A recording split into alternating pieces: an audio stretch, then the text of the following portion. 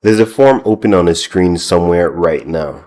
Fields, boxes, a line that says approved by, and a line that says date. Someone's tabbing through it, half awake, the way you tab through the thing that's between you and the thing you really want to do. It feels like nothing. It feels like it's always been there, like grout, like the hum of a fridge, background noise, inevitable. It wasn't always there. Someone built it, and the reason it looks the way it looks is that 80 years ago, the survival of the free world depended on getting paperwork right. That's not a figure of speech. In March 1942, 3 months after Pearl Harbor, the Army Air Forces created an office with a strange and boring name, the Office of Statistical Control. Its job wasn't to fly, and it wasn't to fight. Its job was to know how many planes existed, where they were, how many were broken, how much fuel they burned, how many men were trained to sit in them. Every phase of strength and activity captured and processed and turned into reports that moved up and down the chain on a schedule. Think about the scale. A war fought across every ocean at once.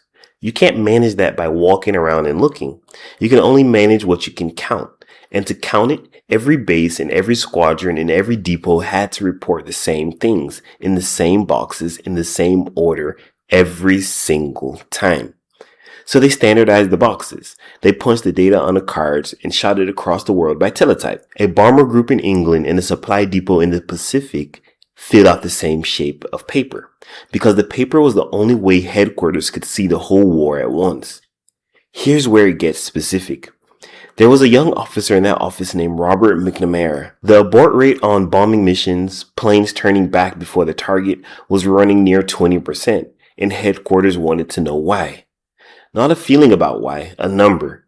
So they took the reports apart and found the answer in the data. That was the new idea.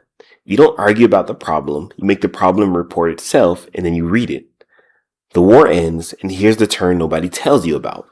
The man who ran that statistical office was a colonel named Tex Thornton, and he did something audacious. He took 10 of his best officers and offered them as a single package, all or nothing, to American companies that needed managing. Henry Ford II bought the whole set. His company was gigantic and almost blind. By the accounts of the men who walked in, it had virtually no real financial control. Nobody could say, with numbers, where the money went. So the war's accountants walked into Ford and they did to a car company exactly what they'd done to an Air Force. They made it report itself. Standardized numbers, recurring reviews, a form for everything, flowing upward on a schedule. The Ford men called them the Whiz Kids, half mocking, because they wouldn't stop asking about the data. 7 of those 10 rose to senior executive positions. 2 of them, including McNamara, became president of the company. McNamara said it plainly later. The way of thinking he learned managing the air war, he carried straight into Ford and then straight into the Pentagon when he became Secretary of Defense. And from Ford, it spread because that's how business learns.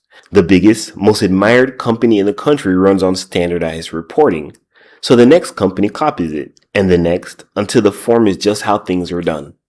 Until it's grout, until it's the hum of the fridge, background noise, inevitable. Now look back at your screen.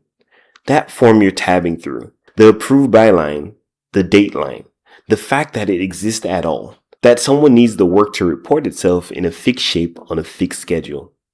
None of that is natural. It's the residue of a war, a habit invented to see across an ocean, installed into a car company and handed down to you, who's never thought about it for 1 second. And here's the part worth keeping. The form was never the enemy. The form was an answer to a question, and it was a good one. What's happening, and how would I know? In 1942, that question won a war, and the boxes were just the cheapest way anyone had to answer it. The thing is, the boxes were always supposed to be the cheap part. The asking was the point. The answering was supposed to take care of itself.